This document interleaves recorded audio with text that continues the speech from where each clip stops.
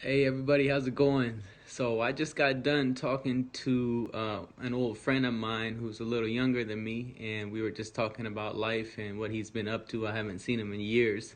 So the conversation came up about some of the friends that he was with, and they're not really the type of friends you would want to be around because they're not really on the straight path. You know what I mean? So I gave him some advice, and the advice that I gave him is, who do you want to come to your funeral? What people do you want to come to your funeral? So when you die, when you pass away, it can be today, it can be tomorrow, it can be 10 years from now, it can be 30 years from now, whatever it is. This guy's like in his early 20s.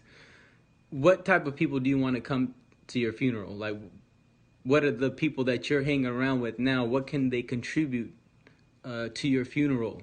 So a lot of these guys, as we know, they really don't have the knowledge to even participate in your funeral prayer, in your janazah. They don't know what words to say.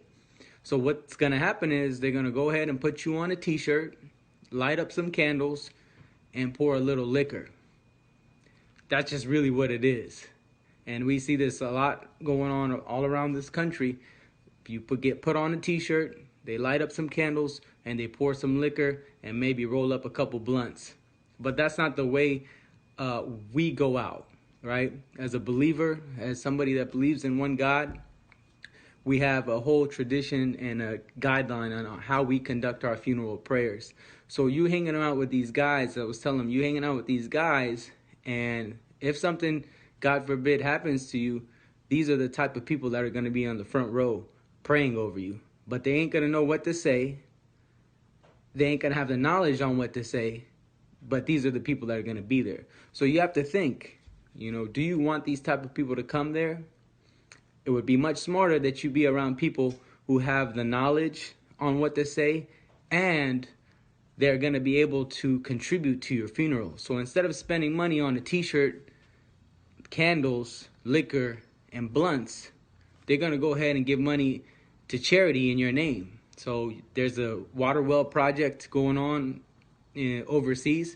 They're going to say, you know what, I'm going to give this $5, I'm going to give this $10 for my brother who passed away. There can be a orphanage that's being built in another country. Or even here in America, I'm giving this $5 or $10 for my brother's sake as a form of charity. So this is the difference between a righteous funeral when you're around good friends and one that's going to be deficient when you're around bad friends. The choice is yours, and you are the one that's going to be making the choice in the end. So you need to make it now, because God forbid if something happens, it's too late and you don't want to be put in that predicament. So this message is to all of the youth out there that are right now listening to this, or maybe listening to it later.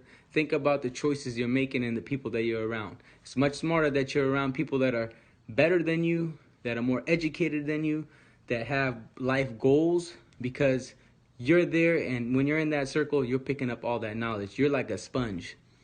It's better that it's like that than you guys are all the same, just wasting time. You guys got no education, you got nothing going on, and you're just trying to live day to day. Hope this message reached you guys in peace and tranquility. You guys have a blessed weekend. I just had to get it off my chest. Hopefully somebody benefits from this. Peace and love.